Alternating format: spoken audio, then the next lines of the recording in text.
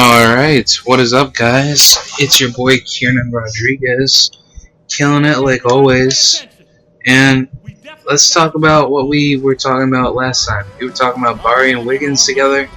So yeah, what I was gonna say that Wiggins, he's a very good speedy player.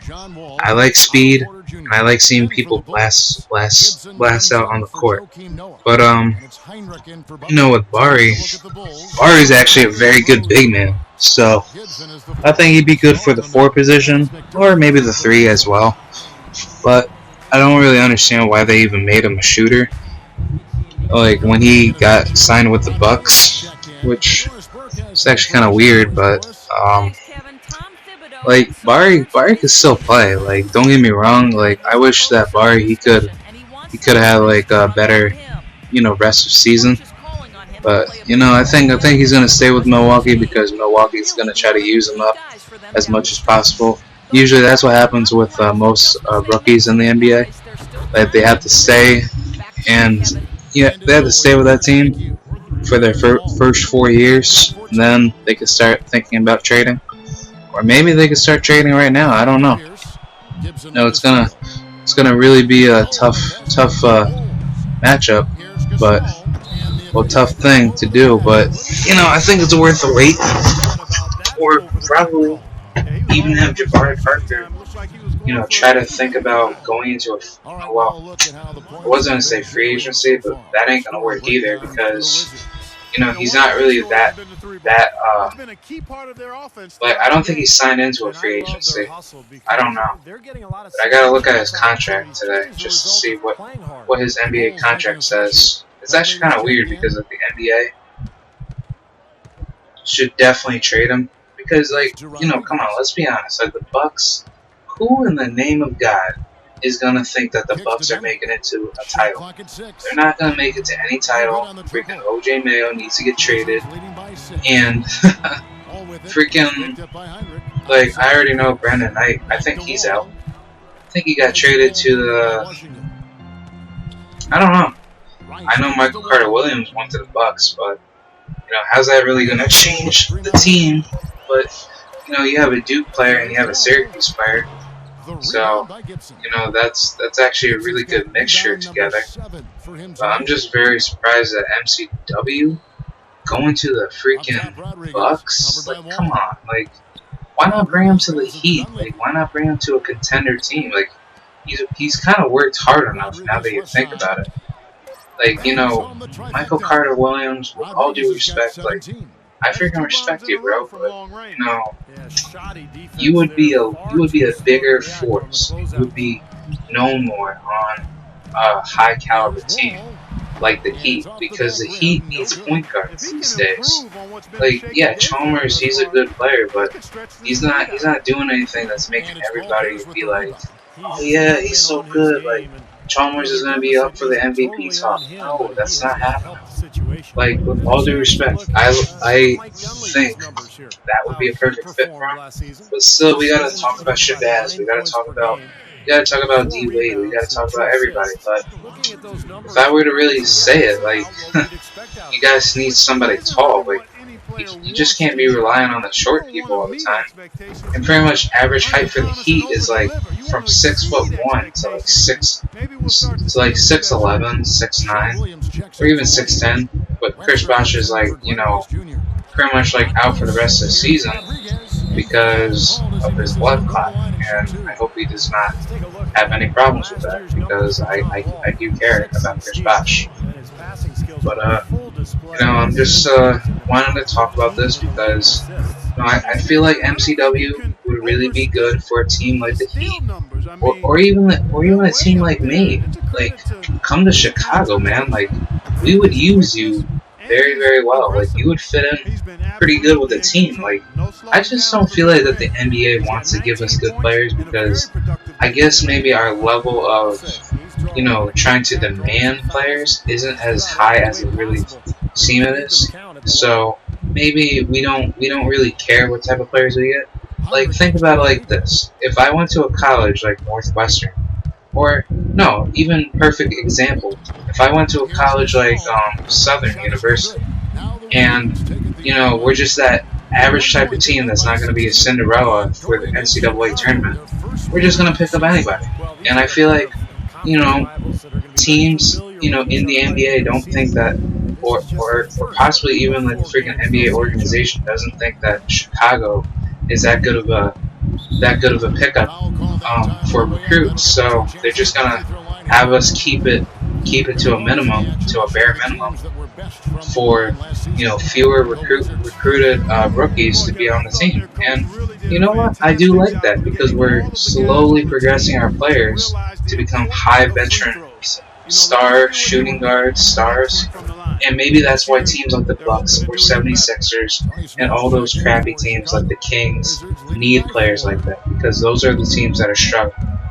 Yes, I understand that, but here's a problem. Like, how with teams like teams like the Celtics and teams like the Heat, the Heat, they're not having their best season, so what is that gonna mean for them? The Heat are just like us. They can't just get rid of, they just can't get rid of Shabazz and try to make him a free agent or try to trade him right away. That's not gonna happen, because you want to know why? Because the Miami Heat are smarter than that to keep their players in line and have them progress to become better players in the near future. Which I understand that, because we're Chicago and they're Miami, so it's a very competitive conference matchup. I'm not saying that the East is better than the West. Let's not even talk about that. Freaking Steph Curry doing his crazy moves and crap. But shout out to my boy Steph Curry for that one game the other night. I think he was going up against Cleveland. I don't know if they won or not, but if the Warriors won, then shout out to Steph Curry with the buckets. But let me just talk about teams in the West. I think Cleveland, when they had their first #1 draft pick of Andrew Wiggins, they did it very smart. But what was the main reason for that #1 draft pick? Literally, they didn't even decide to keep Andrew Wiggins on that team. They were like, nope, goodbye. They were like, goodbye, Andrew Wiggins. You're not coming to the Cavs. LeBron doesn't want you, so it's just like, goodbye. But freaking LeBron, he should have kind of gave in and tried to keep Wiggins on the team. Wiggins is a great player. With all due respect, he's my Canadian home. But I just don't understand. You guys get rid of the #1 draft pick. Yeah, I understand that, but I don't know. You guys can disagree, agree. Let me know in a message or something. But I'm just saying, that wasn't a smart move. Just trying to get Kevin Love, trying to get all those guys, it's gonna take a lot longer. To which, at a certain extent, you should have kept the same team. You should have had Wiggins, Tristan Thompson, and Kyrie Irving, and LeBron James. That's a big four right there. And Wiggins could have freaking killed it with the Cavs. Do you know how amazing the Cavs would have been with Wiggins? I don't think the Cavs done a really good job to try to pick people the right way, because they just want to win, right? But you guys can't win when you guys have freaking players that don't know each other like that. And look at that good shot by Angelo. That was so. Let me go back to that. You guys must be like, what? Like, K-Rap, you can't be making shots like that. This is what I do in the gym. Boy. This is what I do. That's how I do it out here. But yeah, what are some other things I wanted to bring up? Oh yeah, definitely, we have a lot of discussion about, well, I wanted to continue the discussion with Cavs. Cavs are doing alright. I felt like with the whole Wiggins thing, just didn't really seem right. You know what I mean? Obviously, we could have had a better, well, no, I'm not saying we and the Cavs, but, the Cavs could have had, a better time with Wiggins and Tristan, and then, And then, you could try to bring in Kyrie and LeBron, but what good does that make? Like, what good does that make the team even better? Because, come on, like, why would you try to go for Kevin Love? Yeah, with all due respect, I love Kevin Love's style of play, but Love is a great player. He can shoot, he can rebound, he can do a lot of things. But I just kind of felt like with that big three, that just didn't really. That really wasn't gonna be the best big three you're ever gonna see. Like, there's a difference when you saw the Miami Heat's big three, and then you saw the Celtics big three, and then now you're seeing the Cavs. This is like their first year being a big three, so how is that gonna help? Like, I don't know. Like, you guys can say that I don't know anything about basketball, but I actually know a thing or two. It's not like I'm dumb. Actually, most of the people that say that they know everything, they don't know everything. And to be honest, like, I just kind of feel like with the Cavs, trying to win for a title, it's not going to happen. Like, definitely the Spurs might come out blazing hot and just drop buckets, or maybe not. Maybe the Warriors, and we've never seen a Warriors win a championship in this era. So, they've had chances back in 06 or maybe 07, I think, with I don't even know. Like, but that's technically like the big question right there. But it's just like, I personally think, do I think that the Warriors should win a title? Yeah. But who's gonna represent the East? Like, that's their main competition. You got the main competition from the East, and the East, we have plenty of people, plenty of contenders that could definitely go and win for that title. Maybe we could see Warriors versus Atlanta, Warriors versus Bulls, or Warriors versus Cavs. We just don't know yet, but it's gonna be a progressive season, so hopefully try to get that in. All right. Webster outside. Rebound by Butler. Stuff. But yeah, most importantly, I'm just very happy of the fact that we're doing very, very good as the Bulls as we speak. And I think for the Cavs, they're doing all right, but I think they might be struggling. But who knows? I don't know. Hopefully, we can win more games and try to keep it going until Rose comes back. It's definitely going to be a good 20. I want to say 20 games without him, but he might even try to work hard to try to get back in the court soon enough.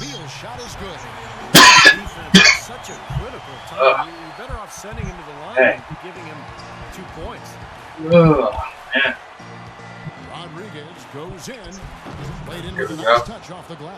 But yeah, hope you guys do enjoy what I said today. What are some other things I wanted to talk about? Oh yeah, the Floyd Mayweather and Pacquiao fight is going to start on May 2nd, so you guys are pretty happy about that. I will talk about that, and I will explain how Mayweather feels about Pacquiao and how crazy that fight will be. And I hope to see a lot of crazy, rounds, you know what I mean? Like, I can go brief into it. I think Pacquiao is a good fighter, and I think Floyd's a good fighter too. But do I really think that this fight's gonna be like a very easy fight for Floyd? No, I don't think so. Because Manny has been really waiting for this day to happen. Here we are. Like, it's really to the prime ending point of their careers. And now we are gonna see two men fight it out. And like to a fight that should have happened like 4 years ago. And it's crazy because I think Manny was on drugs at the time. Or he had to do some sort of drug test and it failed. But I don't know why. But I think Manny, he could have a good shot at beating Floyd. Or maybe not. Could Floyd go 48-0? Or could, I think it's 47-0, or I think 48. I don't know. It would be crazy if Manny could beat Floyd, like by decision. Like, that's my only bet. Like, I can't really see Manny knocking out Floyd because Floyd knows too much about, you know, boxing like that, and he could really stop. He could really stop you, you know, from your combos by just doing one crazy lucky punch on him. So, you know, I don't know. It's gonna be a crazy fight. I can't wait to talk more about it. And we about to win this game.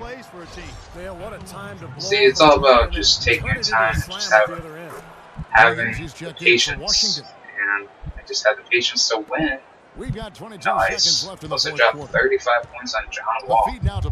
It's crazy. Fires from deep, and Big Red gets the whistle that time. Uh-oh. That'll be his second foul of the game. A little overeager right there. Left his feet too early. Alright, let's and if you're already go. boxed out, you got to try to work to get Don't a let roll. him Otherwise, score. it's a surefire foul. Williams can't hit. You know, he's so confident, sometimes to a fault. And that There we showed right go. there. That's a bad shot. Exactly. I mean, that's self-inflicted damage right there. A lot better options. Yeah, very good talk today. I'm very happy that I got it out of my system. Before, I was going to probably post everything about it, but just good talk, guys. And I hope you guys enjoyed it. And I guess I'll see you guys in the next episode. That was a very solid win we just had, so hopefully that can really help us. And plus, I'll show you guys the cutscene every single game. Crazy 2K. I'd say 2K's gotten pretty crazy lately with all the server connections and stuff like that. Hopefully, we can still, you know, go deep into the playoffs with us. Good work tonight. Yeah, nice win. It's all about winning. We do what we gotta do to win, right? Yeah, we do what we gotta do to win. Okay, everyone, listen up. Oh, Today we're come going to focus on. on 2 more points of emphasis: feeding the post and limiting perimeter shots. So here we go. Well, alright, guys. I'll see you guys in the next We have one, really good post players on and this I'll team. catch you.